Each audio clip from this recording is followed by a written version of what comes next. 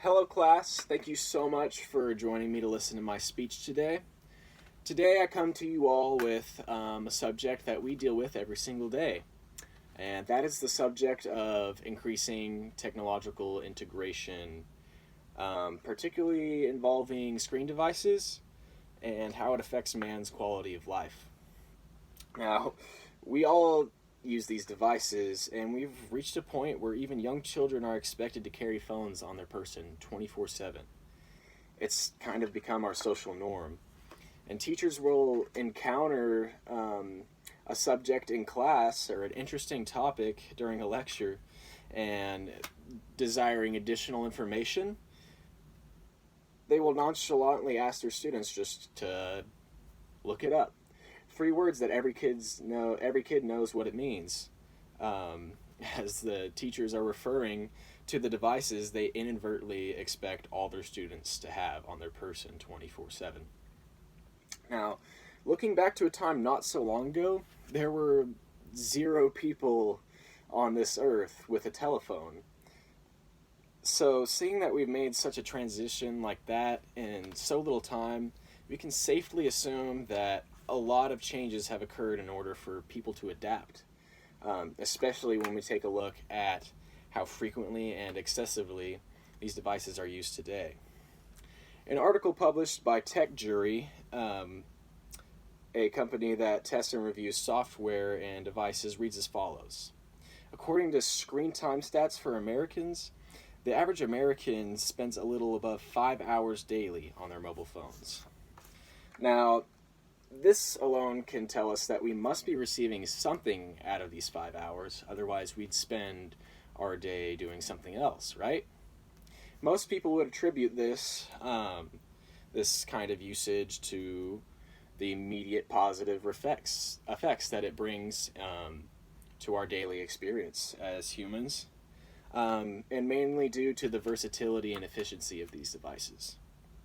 But there are those of us who see things in a different light, where long-term effects may be detrimental to our experience as humans.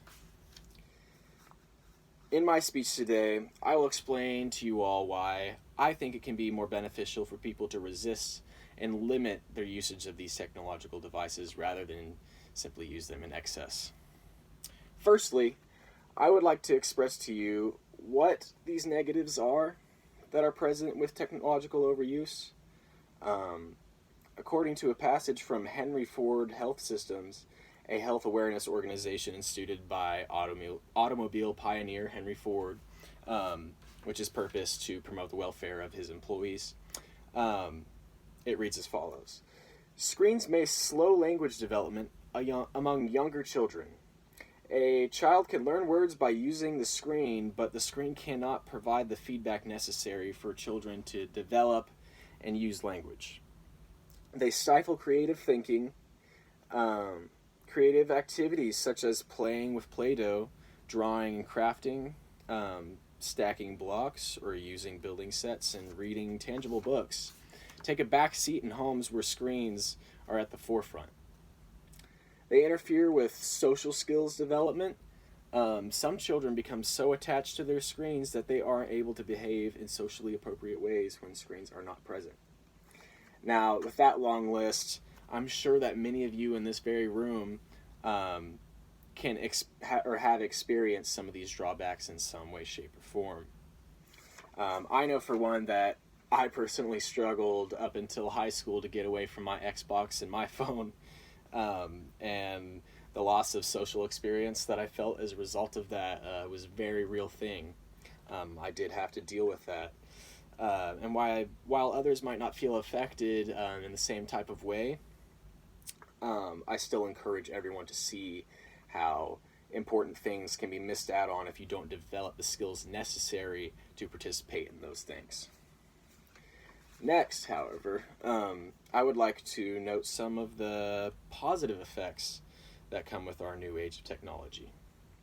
One article from Pew Research Center, an online database stocked with information retrieved by prized researchers, relays some of the common supporting opinions of our state of technological integration. Containing some of the testimonies of several tech experts and the like, The internet will continue to make life better reads as follows. David Cake, an active leader with Electronic Frontiers Australia and vice chair of the ICANN GNSO Council, wrote significant, often highly communication and computation technologically driven advances in day-to-day areas like healthcare, safety, and human services will continue to have a significant measurable improvement in many lives, often invisible as an unnoticed reduction in bad outcomes, will continue to reduce the incidence of human scales disasters. Advances in opportunities for self-actualization through education, community, and creative work will continue, though monetization will continue to be problematic. Now, David Cake really brings something important to the table here. He notes that some, like myself pretty often, often overlook the benefits that new technologies have brought to us.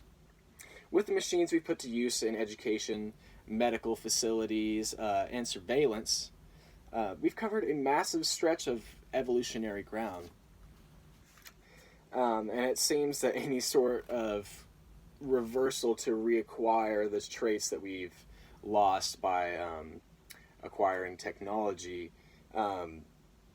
simply will not and cannot happen at this point. However, such a reversal is not the goal that I'm working towards by speaking to you all today.